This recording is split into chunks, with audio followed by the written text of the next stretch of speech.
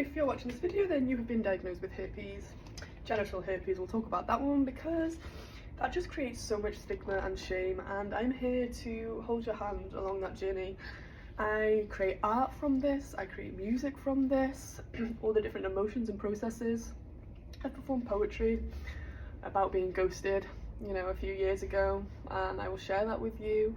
I will upload the poem and the performance, and let's really create a space where we can share findings with each other and share confidence in how we communicate this with future partners, and how we lower the stigma and stop women like feeling like they've done something wrong as well, and stop expecting that a woman is an SLUT if she has it, and to just learn really good and healthy communication skills and boundaries, and why we even had unprotected sex in the first place, because for me it was, you know, just wanting to be loved and healing through a lot of abuse.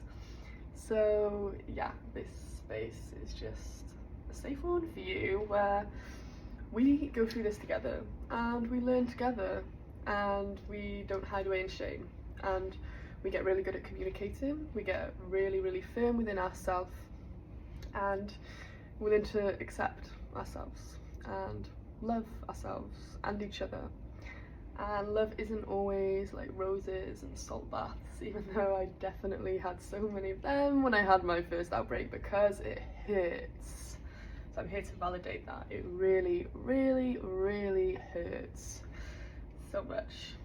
And that's why it's important, because like we don't want anyone else to go through that pain, and it's not just physical pain, it's mental, emotional, there's so much attached to it. So yeah, just welcome to the space, you know. I would say sisterhood, but guys, come on in as well, you know, if you're respectful and getting value from this.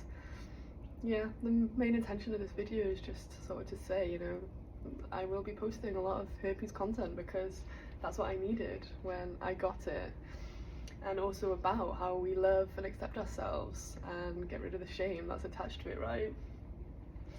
And just how that related me to thinking about like ecofeminism and how, you know, the world is treated and women's bodies are treated, because when you heal through something like that, and also I've healed through abuse, sexual abuse, physical abuse, and yeah, it really changes your perspective on the world, and you know, you can see how abuse is at hand, not just in our own personal relationships, but in political relationships, and companies, how they might treat other companies, and how governments might treat certain classes of people.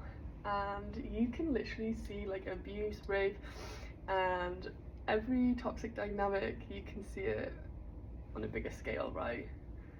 The smaller scale is the microcosm, it's in the interpersonal relationship that we have with one another and ourselves, and then it just expands wider and wider and wider. And I actually have a theory called the complex circle theory, and I will get that up and I will do a diagram about it, and this explains it so much better because it's visual as well. And then also the time sand theory, I have that, which I created both of these at the beginning of my spiritual awakening.